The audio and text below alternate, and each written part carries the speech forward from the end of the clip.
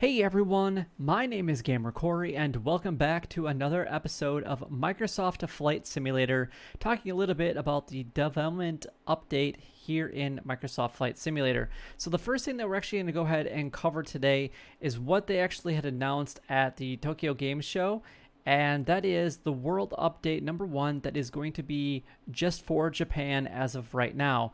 So they want to basically visually make the world look a lot better over time, and they have actually been working with Bing Map to actually make that possible, and same thing with the blackshark.ai. So definitely look forward to a lot of improvements to visual aspects of the game, and I can't wait to actually see what this actually does. Now, I haven't flown a lot to Japan specifically, but I think this is going to give me a reason to kind of just check it out. And then obviously, it's not from where I don't live there. I'm not from there, but I would love to be able to explore it because exploring the world, that's what it's all about.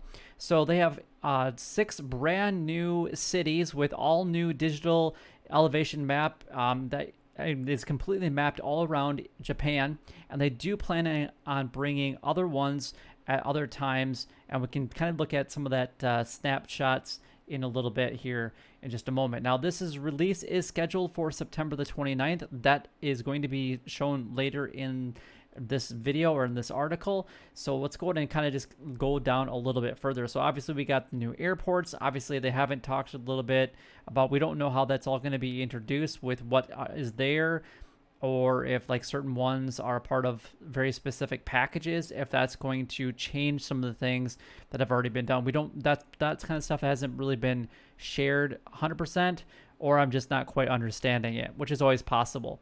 But they do say right here that, as they have always said, our launch in August was just the beginning. Our goal is to provide you with as much meaningful update to the sim every month, in addition to increasing the visual detail of the planet with future world updates. So there you go. They do plan on doing more world updates over the time. We also plan to add simulation updates every 2 to 3 months that will further enhance the overall sim experience. On top of that, we are developing some exciting paid DLC, yada, yada, yada, and they're planning on a lot of things coming up over the next months or even years. And they're going to be continuously sharing information with us over that time, which is pretty cool. They've already have said, and this was a while back, that they are going to be putting over 10 years into this simulator, which is absolutely fantastic. So to talk a little bit about the new partnership series and a little bit about the specific company, a little bit about the SDK update, so the web accessibility or assembly, SimConnect issues with the API, making the GTIF exporter now supports the 3D Max, the Studio Max for 2021, things like that. And then there's obviously talking a little bit about the third-party developers, and that the program itself has actually introduced and has now surpassed 1,000 overall companies that are wanting to participate within the sim experience, which is actually pretty cool. So obviously we got Aerosoft and Orbix and Gaia simulations and all that other kind of stuff that's going on. But what I want to look at is I want to take a look really at the feedback snapshots here, because there's obviously some things that have been fixed or improved in some of the previous updates, and I'm talking specifically the one that was just like a week or two ago. And then we're going to be getting another update, the world update, which will be the 29th of September. So we got the Garmin, the G1000, the G3000, and autopilot related issues. That's still a work in progress. We've got, and these are the top form feedback. So this is literally in order. So after patch, the A320 left engine starts, and then it dies and it won't start again. This is fixed in the update number 3. So the Japan update. We have the night lighting. It's under investigation. The ATC incorrect phraseology is under investigation. Dreadful performance. It was improved. I like how they say it was improved but not fixed in update number 2. They got black avionics screens after the update. It's under investigation. Lack of real-time traffic under investigation. The Cessna citation longitude performance issues improved in update number 2, which I didn't experience any improvement, and that is actually an aircraft that I really like to fly. Ground textures, low resolution, under investigation, crashed the desktop without air meshing, fixed in update number 3, so this next one will have that fixed. Reflections look grainy even with reflections on ultra. I have definitely experienced that.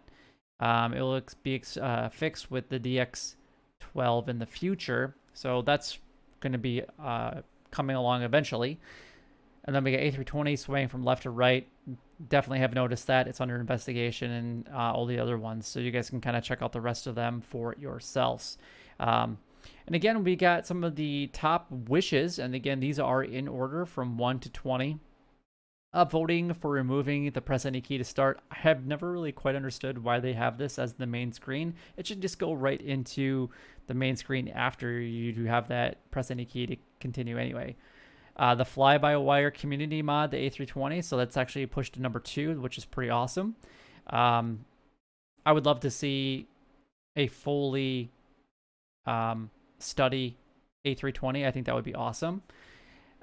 Scenery gateway system. There's that one. Replay function missing. I would love to have the replay. I think it would be a lot of fun, just so you can actually get some really cool visuals and some really neat video production capabilities. DirectX 12. Remember the ATC call sign and tail number. So every time you restart the game, you have to actually put this in. It's really annoying. Open the weather system up to third-party developers, which that's cool. That people are actually requesting that. Freeware category for the Microsoft Flight Simulator Marketplace. Multiple screens functionality. That would be awesome. Metric units. So we got kilos versus pounds. The opportunity to at least select what you would like to identify with. And then power lines, antennas, cable cars, gondolas. Improved pushback system is needed. Remove ground vehicles from active taxiways, which that is really annoying, though you can just go right through them. It's not a huge deal, but if you're trying to immerse yourself into a full simulation experience, then that obviously takes away from it. Disappointing mountain terrains, glider, the sailplane, and soaring. People want those.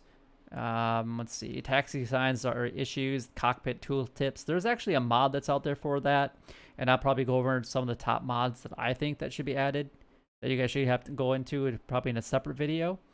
And then we got the development roadmap, and this is actually where it says the Japan update is actually going to be releasing on the 29th, and you can actually see it right here. Update number 3, Japan 9/29. So just a few days away, just 4 days from the day that I'm actually recording that, which is early morning for me on the 25th technically.